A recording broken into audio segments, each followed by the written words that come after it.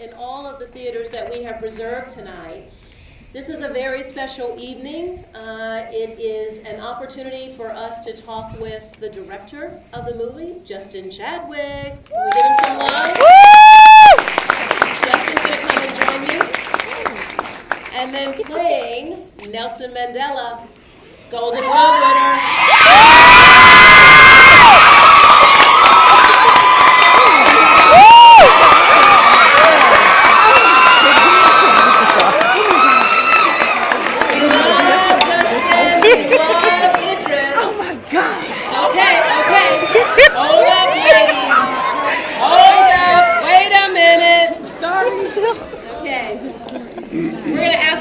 Questions, and I'm going to let y'all talk to him and him, okay? You ready? You with me? Yes. Okay, so for Justin and for Idris, let me just tell you all that there are students here in this theater and in 4 other theaters from all across Metro Atlanta. We've got Morehouse, Spelman, we've got Clark, we've got Georgia Tech and Georgia State. We got Emory and Kennesaw. We have students from everywhere. They've come from all over to see you guys. This has been a fantastic film. So let me start. What we're going to do is we're going to ask a few questions. I'm going to start. Just don't relax. This happens everywhere we take it. I'm going to start with a couple of questions, and then I'm going to give you all an opportunity to ask some questions. So be thinking about what questions you want to ask. We're going to do this for about 20-25 minutes, and then I'm going to ask you to stay in your seats while I let these 2 gentlemen exit, because we've got some place we've got to take them next. Is that good? Yes. Okay. You're going to work with me on this? Yes. Absolutely. Okay. So let us start by talking about the film and why it was made. Justin, you made an amazing film. Was this not awesome? Yes. Show Justin how much you love this film. Spanning from 1942 to present day, and Madiba has now transitioned, so it's even more special for all of us, but certainly for you who filmed in South Africa and put this all together. Why did you do this? Tell us what made you take on this project, and what did you learn about Madiba and the special person that he was? Well, I mean, look, it's so important for us to be here tonight with you. You are the audience we made it for, you know. A new generation, a generation of film goers that love film. I can see that you love film. I can hear it. I can really hear it. So I'm from England. I'm from Manchester. I went into this with worried. How do you begin to tell Mandela's story? His life, 95 years, was lived fully, really fully. He was a man that had a set of beliefs that he was prepared to give everything up for. His children, his wife, his love of his country, his land, his friendships, him and his relationship with his children. He sacrificed everything for his beliefs, and he was true to those beliefs. And so I was very, very daunted at first, because I felt there's a massive responsibility to make sure that we were true to him and his spirit. And it was really, my producer, Anand Singh, had written to Mandela while he was in prison. He was a young filmmaker. He was distributing films illegally in South Africa. And he wrote to Mandela, and when Mandela came out of prison, he'd partially written Long Walk to Freedom while he was in prison, and he gave him the rights to make it. So I went down to South Africa, and being from outside, I was very keen to listen and observe and learn. And this history is so present. It's so close to our own history. You know, for Madiba to pass, you know, on Thursday, this history is very much, people in South Africa are living this history. They're living the struggle today in Johannesburg. So we, Idris and I, and the rest of the creative team, had the people, the men and women that had lived this struggle, we could actually talk to them. We could actually get beyond the history books and actually talk to Winnie Mandela, sit with her. We sit with the children. We could be with the men that were on Robben Island for 27 years. The first night I was there in Johannesburg, the very first night, Ahmed Kathrada, who was 2 cells down from Mandela, said to me they never heard a child for 27 years. Never heard a child. So all of a sudden, I'm there for a year and I'm researching it, and I'm hearing these personal stories, and I thought we could make a film that not only charted an important period of history, contemporary history, but we could do it through a prism of the relationship and and it could be as much as about apartheid. It could also be a film about love. It could be a film about forgiveness, and that's what you've seen this evening. So then it took us. We thought, right, how do we then do it? We don't want to do it on sound stages. We want to make this real. So we're going to incorporate all the people that are still living these communities. We'll go into these communities and we'll work with people that have actually lived through it. So the men that you saw and the women that you saw in this movie that he stands in front of have actually lived the struggle. When Winnie Mandela goes into that church where atrocities happen outside that church, those men and women have lived and experienced that. So it's a brave man and a brave woman that steps into Winnie Mandela and Nelson Mandela's shoes. And this gentleman here is a true gentleman, and a very brave gentleman at that, because he, from the very beginning, I laid out that we'd be working with men and women that had actually lived it. And however open South Africans were to me and to us making this film, they will not take a lie about their leaders. If you're standing in front of 2,000 people, you better be in that moment. You better be true to those men and women. So it takes a certain actor to be able to do that. And I have to say, this man was the heart and soul of it. So, Idris, movies, it's a medium. Films make you feel. And you had to channel something in somebody. We've seen you in Luther. Yes. We've seen you in The Wire. Yeah. Y'all seen him in The Wire. We've seen him in Pacific Rim. Yes. But we have never seen him like this. Amen? Amen. Tell us who you channeled and how you delivered this extraordinary Golden Globe performance. I'm putting it out there. I see you, Jordan. How you doing, everyone? Good? Hello. Just to echo Justin, thank you so much for watching this film. You are definitely important to us, and the legacy of this film. Look, you know, it was a massive challenge for me. I've been working as an actor for a long time, but to step into the shoes of a man like Nelson Mandela was beyond anything I could imagine. He is a great man, was a great man, and his legacy will live on. I'm an actor, and this is a story, and this is the medium of film, so you can understand that we had to do a lot of self-editing, a lot of figuring out what part of the story to tell and what part of Idris, who looks nothing like Nelson, to bring alive in this movie.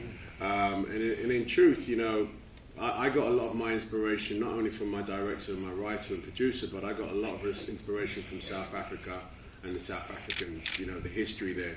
In fact, everything I learned about Mandela without even meeting him, I met from other people that have met him or can tell me a story about him. You know, as an actor, you just have to kind of figure a way to channel. When you're playing a man like Nelson Mandela, the first thing you notice about him is that he has an aura, he has a presence. And presence and aura are really hard things to act. You either have it or you don't. Now, I'm not saying anything about me, but I had to really understand what his presence and aura was, especially to South Africans. And that's what I did. And, you know, the mechanics of playing Nelson Mandela, especially the older Mandela, I kind of mirrored on my dad. You know, my dad was the only 76-year-old man I knew, and I used to sit with my dad and just watch how he moved and talked and the kind of things he would say and things that he would find funny. You know, your hearing does something different when you're 76, and it kind of makes you move in a different way when you want to hear someone speak. So I would pay attention to all those, you know, that idiosyncratic behavior to try and bring Mandela alive. It was fantastic. Thank you. So, Justin, there's no great man without a great woman. And Naomi Harris, was she not an awesome Winnie? Yes. And Naomi is not here tonight, but just to remind you guys, she is an extraordinary actress as well, and she was in Skyfall. She was Bond girl. Talk a little bit about the love affair between Winnie and Nelson, and Naomi's not here, so you'll have to help be her voice. Talk about what she experienced and who she channeled and how you directed her to bring Winnie's personality out, because she's a big piece of this man and a large part of his life. Yeah, and I think Naomi must be the only actress to ever play Winnie Mandela that actually went and sat with Winnie and talked to Winnie. And we weren't shying away from the more controversial side of Winnie as a person and what she'd done. But it was important. I mean, I come from, I don't know how you have perceived these characters before you've seen it and before you've seen the recent news, and you know that you have a perception. I had a perception going in about what Nelson Mandela was like. I had a perception about what Winnie Mandela was like, mainly out of the Western press that I'd read about Winnie, which is, I have to say, largely very, very negative. And, you know, as much as I was hearing about this young man of Mandela who had, you know, him as a young man, who would have thought that Mandela loved to box, who loved, yes, we know he was a great politician, we know he was, you know, a fantastic orator, but to know him as a young man, we met people that knew him as a young man, knew he had hopes and dreams like you do, of being a success, of doing something with his life, who, you know, wanted to be the very, very best lawyer, but also loved women, loved cars, loved clothes, and had hopes and dreams like everybody else. So that was a revelation in terms of Nelson Mandela. But it was really Winnie Mandela.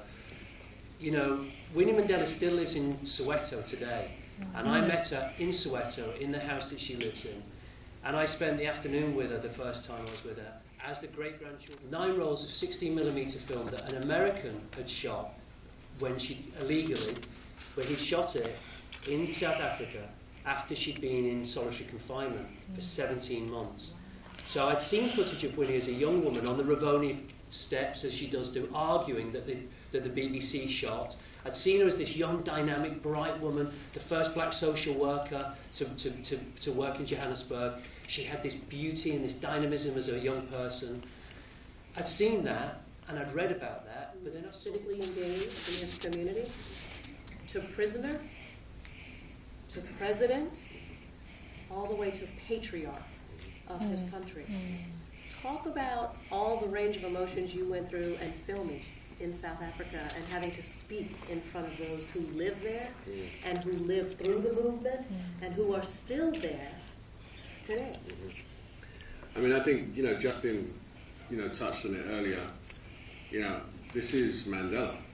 You know, to South Africans, he's not only their father, but, you know, they know him intimately well, you know, and, you know, they know Idris Elba, but, you know, they know me from Daddy's Little Girls. So, you know, there was a little bit of a surprise, perhaps a little bit of a knee-jerk reaction when they found out I was playing Mandela. So, you know, as Justin said, they wouldn't take a life from me, no way. You know, as I'm doing these massive crowd scenes and I have the haircut and suit and voice or whatnot, that wasn't enough. You know, they wanted to see it in my eyes and feel it in my soul because, you know, some of these people, some of them were too young actually to have actually been in the struggle, but their parents had been in the struggle and maybe even lost parents. So the idea of this film, a Mandela film, you know, was taken really, really seriously. So for me as an actor, the emotions are really, really, I mean, far, you know, polarized from left to right. There were moments of real joy, and there were moments where I'd look someone in the eye and they'd burst out into tears, and I would have burst out into tears, and, you know, it was a real thing. Just before we started filming, I had asked if I could stay on Robben Island for the night. And they said, no, don't be silly. And I said, please, please, please. And eventually I stayed on Robben Island for like one night, from sort of 7:30 in the evening to 7:30 in the morning. And compared to Mandela, it's nothing. But what it did give me some perspective about what it was like to lose your freedom on Robben Island, specifically Robben Island. I mean, it's haunted. It's a place that a lot of people lost their lives, a lot of bad shit happened. And for me, I needed to understand what it was like for Mandela's first night. You know, we depict the scene where Mandela walks in and he says, Amandla, and he hears nothing back. And I tell you, I know that feeling. I only know that feeling because of that one night, but it gave me a lot of perspective, gave me some context as to how to step into the shoes of this man that lost his freedom. I woke up, I didn't sleep, but that morning, there's too many ghosts running around. Right.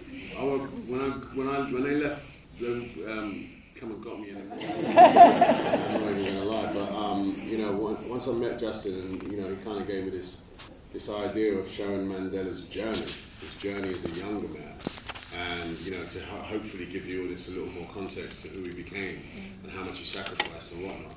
That, you know, I'm a man that's sacrificed a lot in my life to become, you know, this actor, this person right now. So I could relate, and I wanted to, you know, I really wanted an audience to see that yes, one man can make a massive change. That one individual can do it. It's not too dissimilar from my own story, only I did it for selfish reasons, which is self-gain. I want to be a superstar. But Mandela did it for his country and his love for his country and so on. And that individual effort was something that I can relate to. So I said to myself after speaking to Justin that is definitely what I want to do. I could pull that off. I think I could bring that to life in a real way. So we're going to have to wrap this. I apologize. These guys are going to have to leave us tonight. But let me just say this. We certainly are grateful for all of you all being here and all the other students who are in the other theaters. The Coca-Cola Company, thank you, Agnes Scott. The Coca-Cola Company was delighted and honored to have the opportunity to not only support the film, but support these wonderful artists and directors. We believe in community. There are no sustainable companies without sustainable communities. Someone asked me earlier tonight, what did Coke get out of this? We were not trying to get anything out of this. This was the right thing to do. As I said initially, there's a long history between President Mandela and the Coca-Cola Company.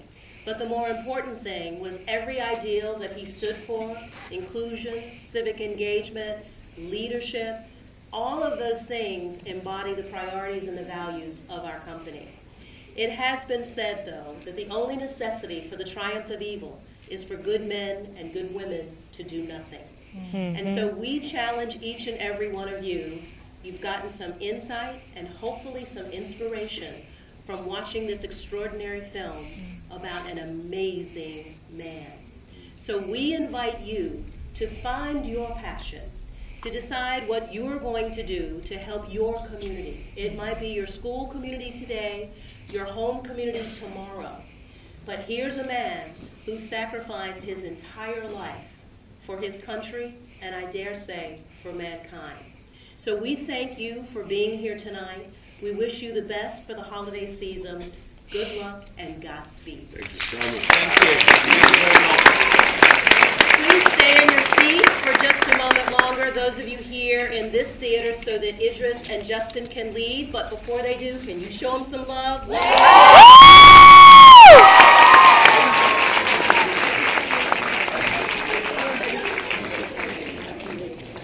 Idris, thank you. Justin, real quick for making this. Thank you. Oh, sorry.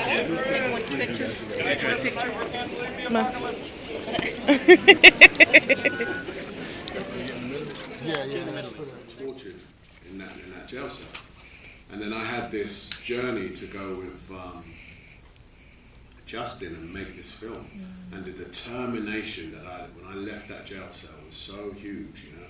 Like I just wanted to do the man justice. I really did, and you know, I'm hoping we did. The timing right now, though, is the most emotional part for me. You know, just the other day, on the day of the world premiere in London, you know, the great man passed, and he passed right in the middle of the film. I mean, not in the middle, like towards the end. And you know the scene where Mandela says to P.W. Botha, he says, "Look, just open the gate and let me go." Yeah. I kid you not, I'm not even lying to you, right? You know, phones were being passed around. I had the royal family next to me. They were looking at phones, and I was like, what the hell is going on? And that scene had just started. And then the phone was passed to me. I looked at it, and there it said, you know, Mandela dies. Wow. And I burst into tears immediately, like literally. And then the Duchess of Cambridge, she sat next to me. She looked me in the eye, and she showed me her phone too, and she burst into tears. And then we both had a moment, and we looked at the screen, and it was that one line, him saying to just open the gate and let me go. I mean, I'm not kidding you. He couldn't write this, and So when you talk about emotion, this stuff is so like, I want to cry right now because I feel so, you know, close to this man, even though I didn't meet him. It's like having a second father for me. So, I mean, that's the range. You know, this film for me will last forever. You know, it's completely changed my life. It's changed my my perspective on, you know, the beacon I have, the light I have on me as an actor. You know, it's great to have, you know, fame and people like you and all that stuff, but there's a message to be spread, and I realise it now because I've played Nelson Mandela. I'm not Nelson Mandela, I can't be, but I certainly have a will and a way now to spread a message, you know, and even just talking to this room of young people is part of that journey for me, and it's something I want to do more and more.